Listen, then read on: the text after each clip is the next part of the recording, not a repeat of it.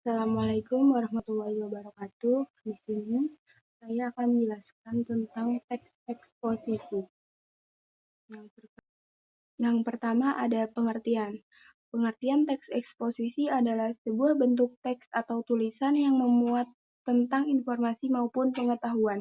Secara umum, teks eksposisi sendiri memiliki tujuan untuk memberikan penjelasan atau uraian mengenai suatu ide, pokok pikiran, pendapat, informasi, maupun pengetahuan kepada pembaca tanpa bermaksud memengaruhi. Hal ini yang membuat tujuan teks eksposisi adalah memberitahukan informasi atau pengetahuan berdasarkan fakta sesuai dengan sudut pandang tertentu.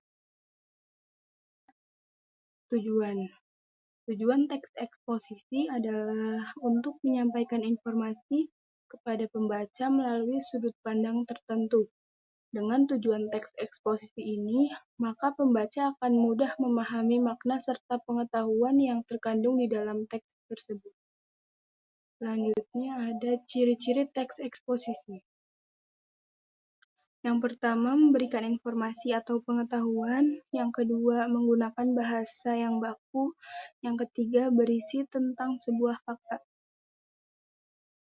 Di menggunakan bahasa yang baku itu seperti penulisan teks eksposisi.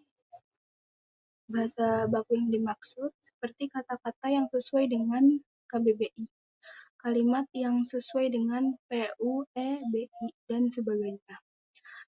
Berisi tentang sebuah fakta. Teks eksposisi berisi tentang sebuah fakta yang biasanya didukung dengan data-data yang akurat, sehingga keasliannya bisa dipertanggungjawabkan. Selanjutnya ada jenis-jenis teks eksposisi. Yang pertama ada eksposisi definisi. Teks eksposisi definisi merupakan teks eksposisi yang bertujuan untuk mengungkapkan pengertian atau definisi dari suatu topik. Yang kedua ada eksposisi proses. Teks eksposisi proses sebenarnya adalah teks yang memuat beberapa tahap atau cara untuk menghasilkan sesuatu dari awal hingga akhir. Selanjutnya ada jenis-jenis. Yang ketiga, eksposisi ilustrasi. Teks eksposisi ilustrasi adalah teks eksposisi yang bertujuan untuk memberikan gambaran secara sederhana antara satu topik dengan topik yang lain. Teks jenis ini biasanya menjelaskan kesamaan atau kemiripan sifat dari suatu topik yang dibahas. Yang keempat ada eksposisi laporan.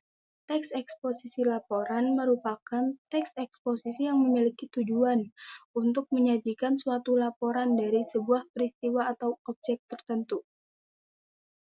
Selanjutnya ada struktur teks eksposisi.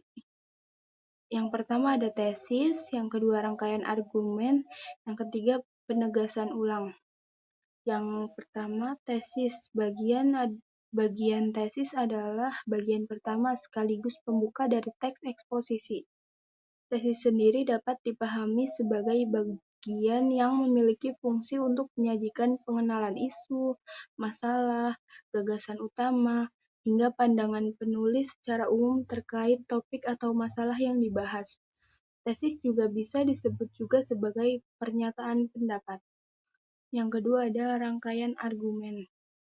Setelah tesis mengenalkan suatu isu atau masalah yang sedang diperbincangkan oleh banyak orang, teks eksposisi akan